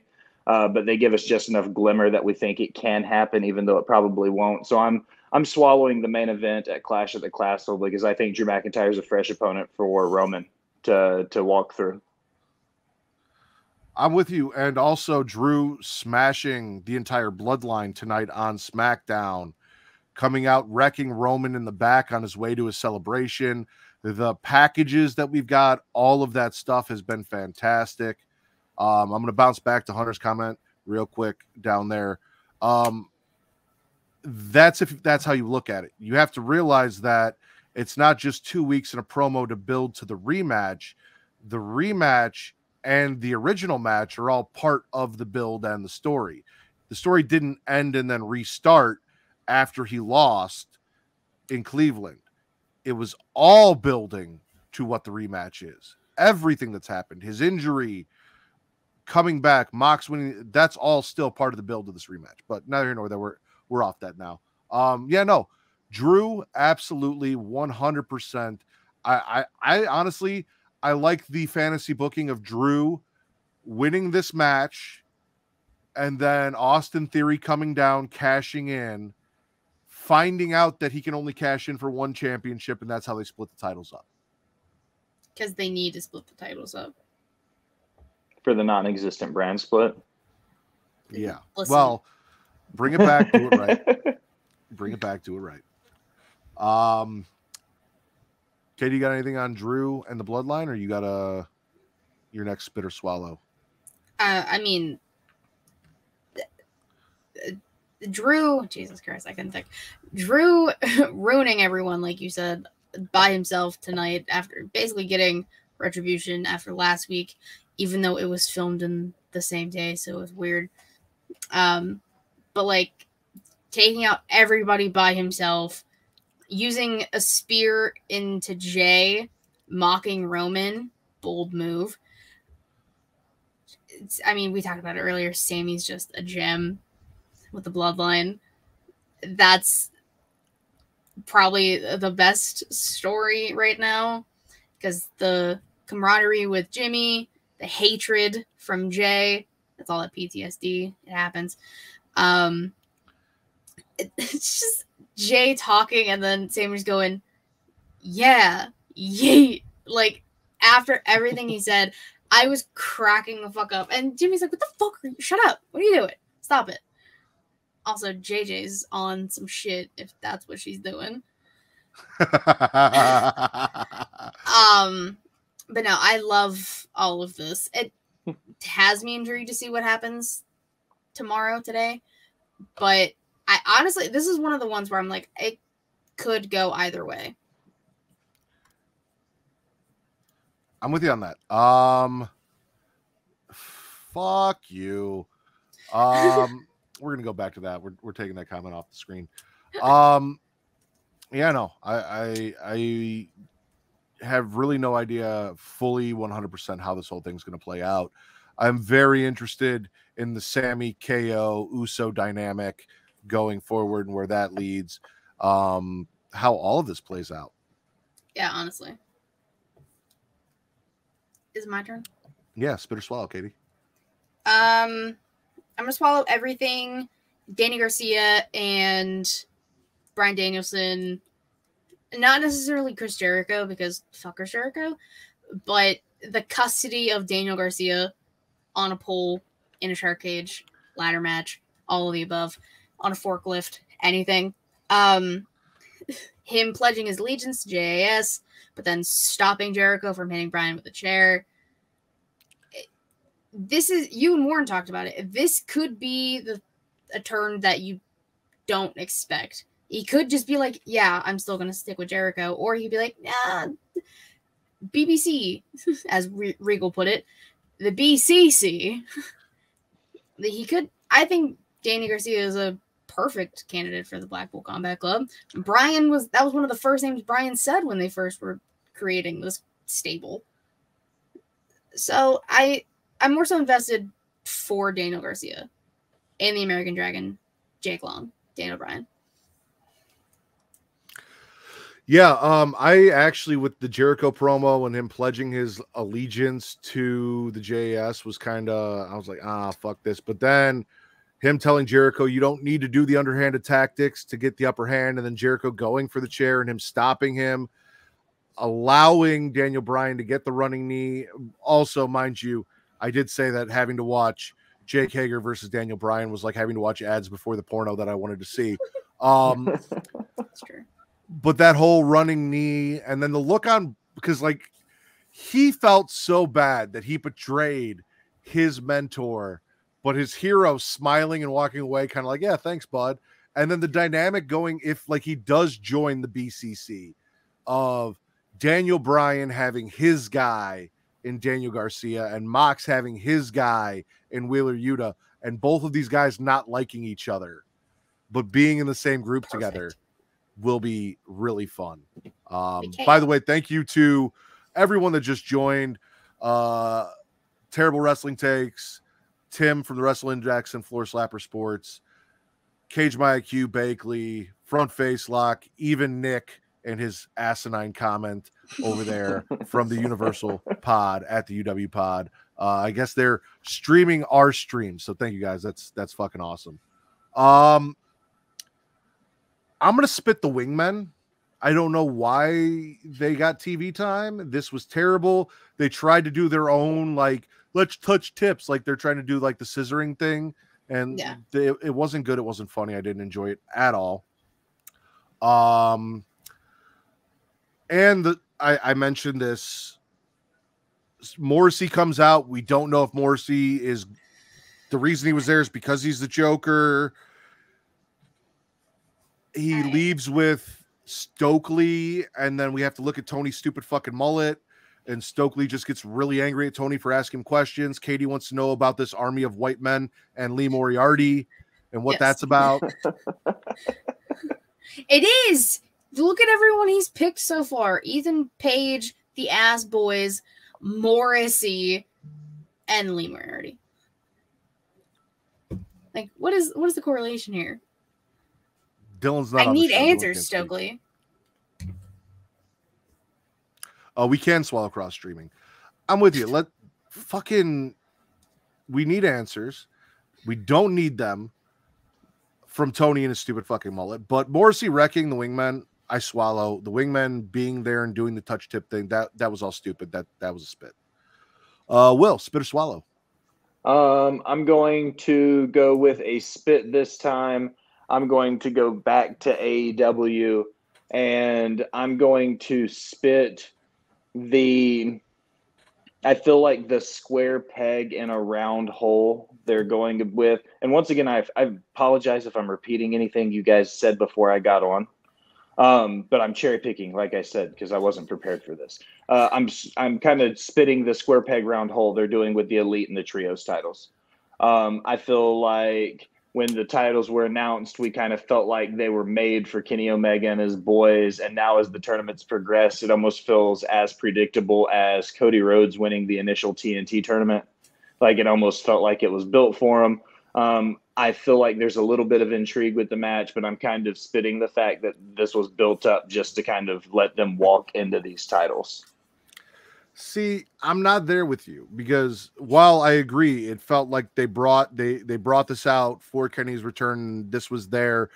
And then we thought, okay, maybe we get Undefined Erection versus the Elite. And then Bobby Fish got, his contract expired and he got his release and he's gone. And Kyle had neck surgery and Adams still having Tony snort coke off his naked body in the back while he heals up like a sushi girl. It's not. I don't know why. It is. Stop controlling your narrative. Him and Britt are back there just snorting coke off Adam Cole's naked body while he heals up. I have no reason to believe anything other than that is happening. My thing is the whole the Adam Page story and then Adam Page joining the Dark Order is really kind of what brought this around for me. And I'm all Adam Page, tiny hands and Reynolds rap and his stupid fucking beard that everyone keeps pointing out to me when I say he has no personality. And they're like, oh, he got a beard. Like, whatever. Listen, Johnny Hungy, the good, the bad, the Hungy, whatever the fuck they call him, the Hung Order, whatever you want to call them, they have something that I think is really marketable. And I would love to see them beat Kenny and the Bucks because everyone thinks Kenny and the Bucks are going to win. And Adam has had this whole redemption story against the Elite, and he finally did beat Kenny. So we know he can beat Kenny. And this isn't 100% Kenny. This is broken Kenny, who doesn't fucking tan and is all wearing a t-shirt because he's out of shape and all of this. And the Dark Order needs something. They really fucking do. Like, they really do. So give them the trios titles. Let them win. Swerve us all. Except for me because I called it. No, it's a swerve in a good way. Remember I talked about Ali and Raquel winning? Swerve in a bad way. The good, the bad, the Hungy winning? Good swerve. Because everyone thinks it'll be the Elite. Because Tony Khan is a fucking hard-on for Kenny Omega. And it's disgusting. I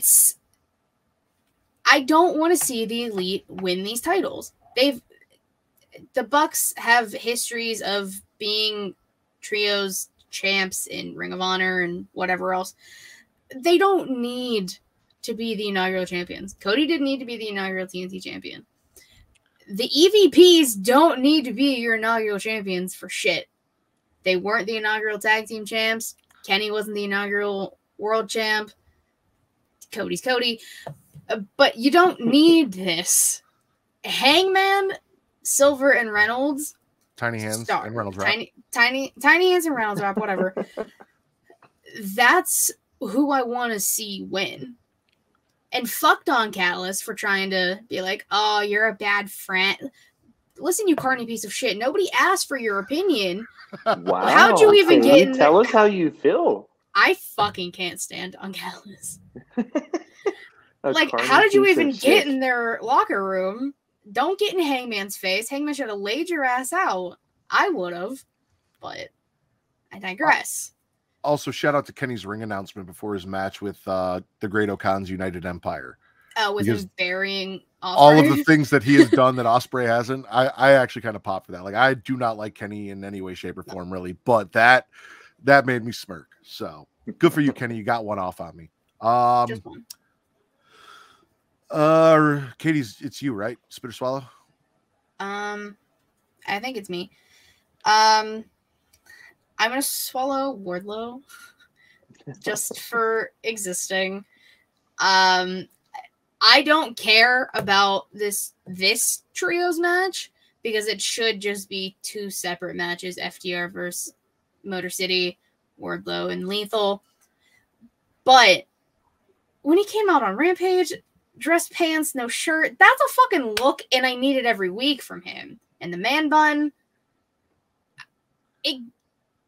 it's the little things, and that makes me happy. And he's the fucking champ for a reason. Utilize him. He should have a title match on the pay-per-view, even though Matt thinks it should just be on TNT, which I understand. But you have every other title being defended besides that one.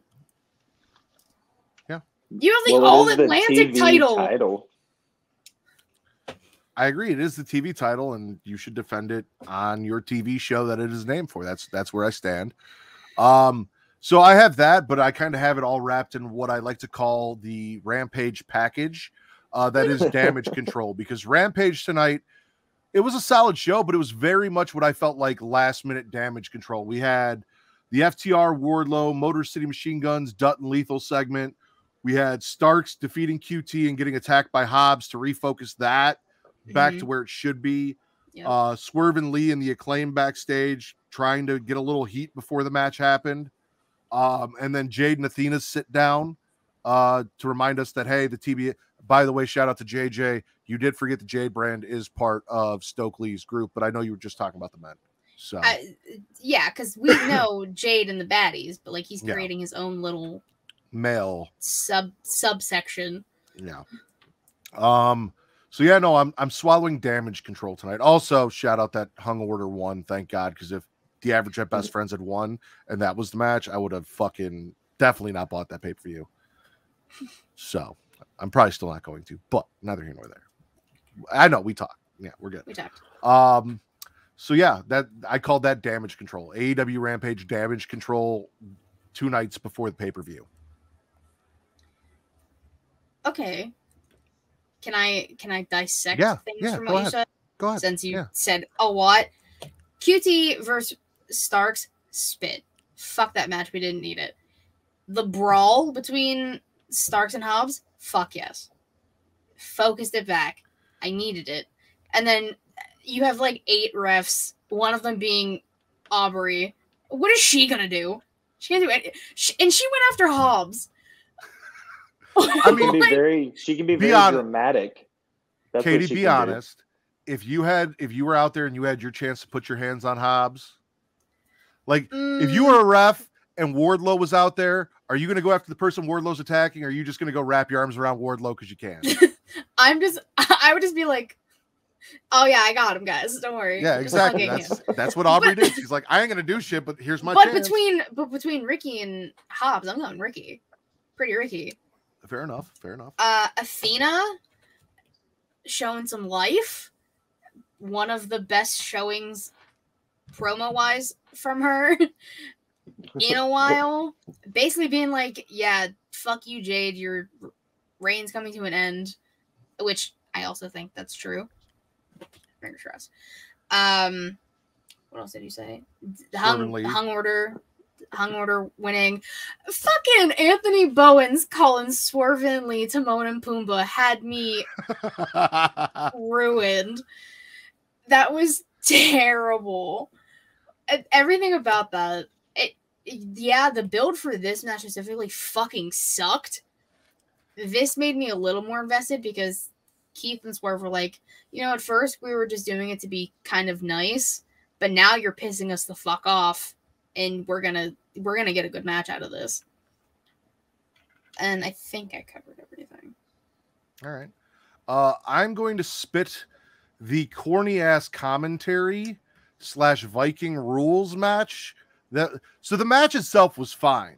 And I liked the aesthetic and the ship and all of that. That was cool. And them making Viking Raiders look dominant, that was all good.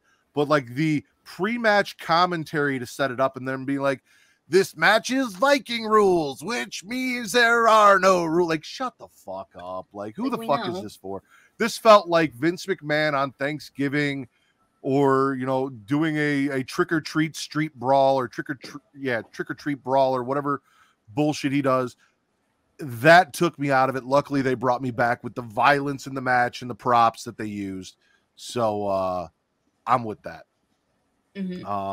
But spitting the commentary and everything before the match. Fair. I can agree with that. I think the concept was there. The guys and the talent delivered, but questionable commentary can ruin the entire process and match. So I feel like no matter what the boys did, it wasn't going to matter if the commentaries didn't land the plane right. So I can agree there. Especially if you have such a strong gimmick match that they're doing. If it doesn't all blend together and tell the same story, then it's not going to make sense at the end. And that was one of those definite situations where there was a disconnect between the commentary team and what was happening. Yes, Kofi pulling out his hammer, though. I mean, there was a point where, like, they had the waves in the boat, and Michael Cole's like, "Oh, I'm getting seasick." It's like, dude, I love you, Michael Cole, but shut the fuck up. Like, you are the corny. You are the one ruining this for me. Stop. Well, Will, spit or swallow? I'm going to spit from the WWE. I'm going to spit, and once again, I'm just piecing things together, so I apologize. I'm going to spit the unnecessary push and rush that happened in the booking, and I'm going to plug Vince and Katie's show about the booking of the tournament that just happened with everything that happened, because I feel like with how they kind of threw that together and then having to replace all the matches and then the last second chance fatal 4-way, I felt like the whole thing seemed kind of rushed. And now the build up to what seems like the Sasha Naomi return, I'm just kind of spitting the whole build up to that title. I think that whole thing could have been handled just better in general. So I'm spitting that. I think those tag titles could have been handled better on their return. And that may not have been out of their control, too, with the injury bug. I'm not necessarily saying it was poor booking. It just a lot of really bad luck with how many people got hurt during the tournament process with what they were doing. Also a little bit of bad booking.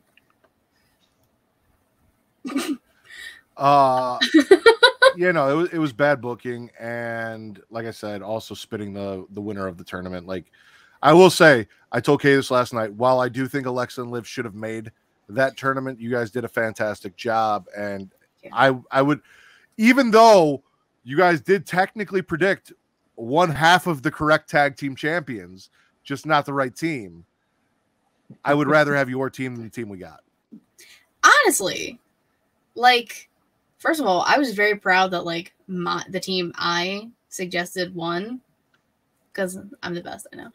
But the way Vince and I booked it in 2 hours was probably better than them booking it.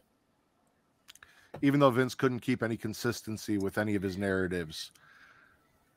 I had mine. He had his. I gave him so much shit in the group chat. I'm like, bro, you can't sit here and be like, there's a brand split and then offer 2 women from different brands after you shot it down. You can't be like, we don't claim her, but she's our representation. That's not how it works. I hope he's still watching. He's gonna be so mad at me. Katie, spit or swallow? I'm gonna swallow. I'm going back to Dynamite. The Fatal 4-Way. Yuta, Rouge, Phoenix, Moulin Rouge, FedEx, Pretty Kyle, and we don't have one for Dante Martin. That match was great. Fast-paced, high-flying, like literally just didn't really stop, which I like every once in a while. I like both kinds of wrestling. Weird, I know I like both. But like technical wrestling. Yeah, surprise. Oh wow. Breaking news. Breaking news a year ago. I like the technical wrestling, but I also really like the high flying stuff. So this just being all high flying really like made me happy because I don't know jack shit about Moulin Rouge. I don't know him from anywhere. I don't care. But everyone else I have seen multiple matches with over the past at least year. So it just gives me a little more hope for the ladder match because it is just going to be a bunch of people diving and flipping off of shit for like 20 minutes. So And that's going to be awesome. Yeah. I mean, just call it what it is. It's going to be awesome. Whether or not it's just 20 minutes of people jumping from high spots, it's still going to be a great match. Plus, Pretty Kyle won the match, so shout out to Pretty Kyle. Yeah, I'm just not happy that it's all these tag teams and teammates in a ladder match for a singles title, but that's neither here nor there. I mean, they also, again, threw this together how many days before the pay-per-view? And I'm not Moulin even Rouge, convinced that Tony Khan knows who the Joker is yet either, by the way. I'm still not sure he knows. I'm just throwing It's that going to out be there. one of 3 people. Well, okay, now it's going to be one of 2 people because Sammy has a match now on the pre-show, and I don't think he'll be in it. Yeah. Warren said there's going to be another match added. There's another match added. I thought him and Ty were defending the AAA mixed tag titles. Yeah, they are. Is that what it is? On the pre-show, yeah. Bagley is a good point. It could be. I didn't even think about Adam Cole. So now we're back to 3: Morrissey, MJF, and Adam Cole. Yeah. Oh my God! What if it is Adam Cole? No, fuck you, Just. It's not gonna be EC3. He's controlling his own narrative still. And EC3 is super busy with NWA dates, so I don't think he's even possible right now to be at the show. Oh my God! It might be Adam Cole. I think Adam Cole would be cool. I also think MJF would be cool as well. Max is like the big name that everyone thinks. Well, Matt thinks MJF will be after. Yeah, now I do. Now I kind of hope that they save until the end of the show, like Warren said, and for all the reasons I talked about. Well, Katie melts into a puddle thinking about the return of Adam Cole no longer being Tony Khan's Coke Cabana boy and getting back in the ring. I am going to swallow and spit Karrion Kross because I actually thought maybe this time around, with the way WWE presents stuff and getting the machine behind him, this could work. And the entrance and the aesthetic and Scarlett, it's all there, and that is a swallow. Once he steps foot in the ring and the fact that he looks like he stopped working out after he got released and just didn't care anymore, he grew his hair back, he doesn't have the definition and the build that he had anymore, and just how sloppy he was in the ring. Even to this point in the work he was doing in the indies, it's a spit for me. Like, you're going to need to figure out something. Give him 3 moves of doom, make him your next John Cena, Hulk, something that works that he can pull off to get him over if you want, because yeah. Swallowing Scarlett anytime she's on screen, because that woman, and even like the whole promo beforehand, maybe not necessarily cross talking, but like the utilization of like moment and stuff, that was cool. But I knew as soon as this motherfucker stepped back in the ring, he was still going to be trash. He was trash in NXT, hurt a lot of people, somehow was champ, and he still sucks. I like Karrion Kross. Okay. I like him. I think he's a hell of a worker in the ring. I think character works a little. Oh, we lost Will. Hopefully he comes back. Hopefully we get to hear the rest of his settlements on Karrion Kross. Yeah, I was actually very intrigued. So was I. So Katie, spit or swallow. Fuck, it is my turn now. Did I get anything from Dynamite? I think I can't remember who brought it up. Save Will. We can't. That's not on us. That's his internet. Miro's promo before Sting and Darby showed up. I'm gonna swallow that. Okay. I'm spitting the fact that Sting and Darby are in this fucking match and that they showed up. And I'm very much with you in Malachi and Miro. That is the match. Why are we having so many trios matches on this fucking pay-per-view? The tournament, the Malachi, House of Black, Miro stuff, FTR and Wardlow. Like, holy shit. Like, why? It's almost like Tony Khan doesn't know what he's doing. A lot of the time. But I really wish something were to happen to Sting and Darby beforehand and we just get Malachi and Miro. Yeah. We need to get there. Like they said, it'll probably be on free TV. We'll see what happens.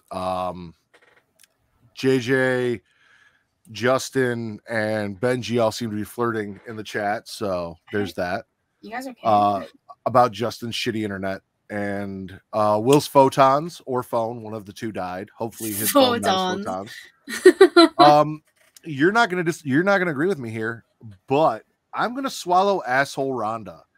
Ronda tonight worked for I am like the way she acted, the way she treated Adam Pearce, the things she was saying, the whole read the it worked for me tonight. It really did. Like heel Ronda is going to be the best version of Ronda. So like if I'm gonna have to have Ronda, give me this Ronda because this was actually kind of fun. This is hands down the best promo segment from Ronda we have gotten to date. Period. Tell me I'm wrong. Tell me I'm wrong. Can I tell you why you're wrong? Yeah, go ahead. Ronda fucking sucks. This was her this may have been her best promo ever. That's saying a whole hell of a lot because this was still trash.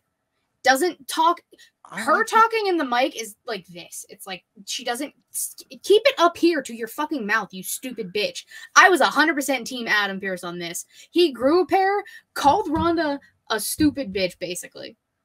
I'm paraphrasing a little bit, but he did call her a bitch, as he should. But like, asshole Ronda, this face Ronda, she's just a bitch. She can't. I hate. She's she is as a person. Exactly, which is why this worked so well. Like you're gonna hate my last two swallows, and Adam Pearce deciding like Ronda Rousey being in the ring. This was like the time to tempt fate and find his balls and start talking shit to someone in the ring. Like this was the time with everything she's been doing, and then just getting wrecked after the board of directors is like, no, bring her back. Like it's cool. Like the fact that she is so hateable, the fact that she is a bitch, and then being that person, not being fake nice, not pretending, not fumbling over words that they gave her because she had to pretend to be what they thought she should be, to be a role model and all that, but just being who she is as a person. It's still not fitting the fact that she can't talk at all. As a heel, as a face, she can't do a promo to save her fucking life. It worked for me tonight. It did. It did. Are you feeling read okay? that? Read that? Yeah, read that. No, I enjoyed it. I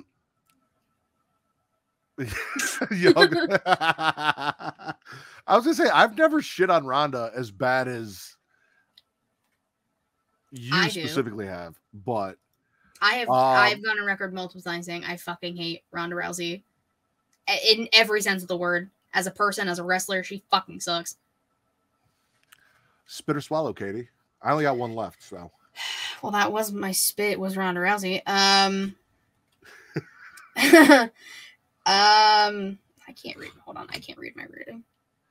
Oh, swallowing Butch and oh my god, Ludwig. Jesus Christ. Kaiser roll.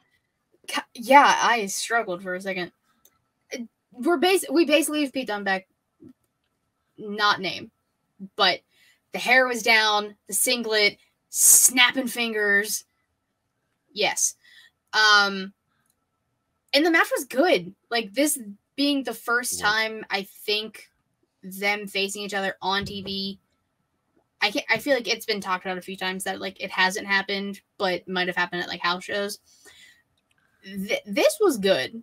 And then with the whole stare down after with Sheamus and Gunther and Ludwig being like, no, save it. He kept saying 9. Like, no, you don't need it. Not now. 9. Because Sheamus would have whooped his ass at that point. Tomorrow, who knows what will happen. But I loved the match just because I love Pete Dunne's in-ring work. Nobody watches... We talked about this, Benji. Nobody watches NXT UK. And that brand is dead now. So... Well, according to TC, I guess they're still releasing episodes. Everyone's correcting you. Then fucking correct me. I don't watch UK, and other people said they didn't fucking wrestle. So all you can blow me. No, it was a great match. I agree. We basically got Pete Dunne back. Like I said, they even said the old Butch. Yeah. Hint, hint, wink, wink, wink. Wink. And yeah, I'm good with it. I'm happy with it. Great match. They tore it down. Finger manipulation. I'm all for fingering and finger twisting and manipulating and all of the fun things in places that Pete Dunne likes to stick them and do them and handle them. My last swallow from SmackDown. Sorry, Vince is texting me about the thumbnail. JBL picking up Baron Corbin. And here's why. Happy Corbin is terrible and needs a reset. And as TC said, there's really, finger popping. There's really no one better than JBL to maybe in a last ditch effort save Baron Corbin from himself and from all of the damage that has been done. This is the perfect person because Baron Corbin is so unlikable to help him harness that unlikability into a character that will actually get him somewhere out of the mid card. Maybe so he's selling more than one shirt on the shop so that people actually care about him or at least hate him enough. So JBL showing up, scooping him up, that whole thing, I'm all for. It's more so the fact that I wasn't expecting JBL to just roll up like that out of literally nowhere. Listen, I don't like Happy Corbin. Bum-ass Corbin was superior to Happy Corbin. I would have preferred if we got Bum-ass Corbin back. But I'll give it a chance. Let's see what happens. Yeah, I don't know. Whatever. Take this as a W. You get one. Take every win I can get. As you should. Do you have any more spits or swallows, Katie? I have one more spit. And it is Sammy and Tay versus Ortiz and Ruby Soho. I don't know why the fuck I needed this match again. I cannot stand Sammy Guevara and Tay licking tongues. It's nasty. PDA's fine, but don't be fucking stupid with it. I mean, Sammy's the only part of that I have a problem with. I mean, same, but I don't like it. I don't like it together. If it was Tay and somebody else, fine. And most of the time when I'm watching porn, I don't pay attention to the guy anyway. Well, I do. Okay, that's fair. I pay attention to both. We talked about this a few minutes ago, you know? Yeah. You like both kinds of wrestling, you both kinds of people. Well, actually, exactly. There's many well, kinds of people. There's multiple kinds of people. Yes, exactly. So, but I get what you're trying to say. In the match, I just didn't care. This was like the one part about Rampage damage control that I didn't fucking care about. Everything else made sense. We talked about the brawl, Athena and Jade and everything. This was just a way to get another match on the card. So now we're up to 14 matches. Yeah. I literally have to work Monday morning. I'm not going to be in any mood for anything because I'm going to be sitting here for 18 hours basically watching fucking All Out. Because Tony Khan must keep adding matches. Guarantee he fucking adds another one somehow. Orange Cassidy has to be on this card in some way, shape, or form. I disagree. I don't think he does. I mean, I don't believe that, but Tony Khan. That is not true, Benji. Kids are very expensive. But I know what he's saying. Katie, what was your favorite show you watched this week? Oh God. I'll say Raw just because I was there. And I know that's what you're picking. Yeah, because of Seth Rollins. So Raw, best show of the week per the She Elite Showcase and the Smackin' Raw podcast. Katie, please tell everyone that is still listening and hung out with us. By the way, shout out to the entire League of Extraordinary Idiots that came and hung out. Get Yo Podcast, Benji Calavara, Allison, JJ, Vince, Jesus, everyone that was here with us tonight. Thank you guys all for hanging out. Will, who came and went. Hopefully we find out the ending of his thoughts on Karrion Kross. I don't think we're interested. This is going to be like a who pied Kevin Owens. We're never going to figure it out. We're never going to find out how Will feels about Karrion Kross. Please plug your show and everything you have going on, which I was on. Yeah. So you can follow me on Twitter, of course, at KatieWrestling13. The link to my body, take you all things She Elite Showcase. Twitch.tv/She Elite Showcase. Typically Thursdays, 6 p.m. Eastern. I'm putting it in quotes because the time always fucking changes. YouTube.com/She Elite Showcase. I always say watch the videos because they're way more entertaining. Just for reasons. Anchor, Spotify, Google Podcasts, Apple Podcasts, if you'd like to listen. The latest She Elite, like Matt said, yes, he was on with me. Kind of helped me out last minute. Yesterday was a bad day, but I got She Elite out. Matt helped me make the show fun. There's a special cameo at the very end. Rackvanna showed up, which I sent a picture to Reek. I was like, this is what you have to watch. You have to watch to the end of the episode, by the way, sir. And he's like, doesn't matter. Because he loves the Rack for some reason. I mean, the Rack did compliment me, so I'll take that as a win. What else did we do this week? Let's see. We were on Get Show on Monday. I feel like I did something else. Oh, Straight Talk predictions. I talked about All Out, and I aired all my grievances about that. So you can check that out. And I'm here. Inside the Mind of, a new one's coming out on Monday. After that, I have nothing planned, so I'm doing great. In the Crowd is currently defunct until Justin can get all the Get Show boys together. And then I might revive the show. Can always get Kate for In the Crowd. Or Inside the Mind of. Huh? My wife, Inside the Mind of. Oh. Well, yeah. I'll have to work out schedules, obviously, but... Yeah. That's it. Go check out all the fun shit Katie did. Like I said, most of it with me, including the Get Your Podcast. You guys can also check me out for the all-out predictions that I did with Mr. Warren Hayes that is available over on the Mr. Warren Hayes show, which went longer than this show did, but we had a fucking blast, and it is definitely worth it. So check that out before you go watch All Out. Here are predictions, thoughts on the builds, and all of that fun shit. You can follow me on Twitter only at MattRidders@MTTRIDDR. Also, Smackin' Raw Pod on Twitter. Creation World is the banner on which the Smackin' Raw podcast exists. You guys can follow them at It's Creation World on Twitter and Instagram, ITSCREATIA World, creationworld.com, and facebook.com/Creation World. Also, check out facebook.com/group/Smackin' Raw if you want to do that. Hashtag Them Dragons is back. I was on there Sunday. I will be on there again this Sunday after House of the Dragon, talking about all that hot D. So if you're interested in that, check that out as well. Katie, thank you for joining me. Will, thank you for stopping by to fill in for the sick Daddy Delgado. You almost caught him for a puppy. You hesitated. I did not. You hesitated. I made sure I didn't.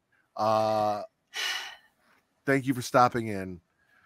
And if you guys hang out, there'll be a little bit of Smacking It After Dark here. So please stick for that, because for Miss Katie Kinsey Bay of the She Elite Showcase, I am the Warden, Matt Ritter, the patron saint of podcasting, and we are Smackin' It Raw, the #1 wrestling podcast on Pornhub.